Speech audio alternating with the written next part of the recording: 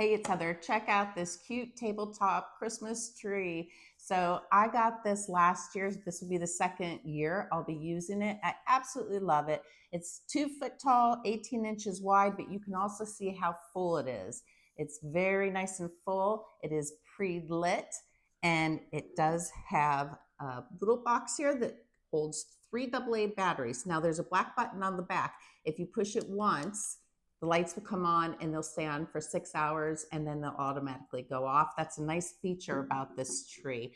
And it also does have the red wrapped base. It's like velvety feeling, very cute. So I went ahead and bought a second one of these trees, and I picked up these from a Necco. They come in a 2 pack. So I had one for each tree. Very nice. I think it's a perfect size. This is the silvery one, and it is so cute on here. Love this tree. I highly recommend.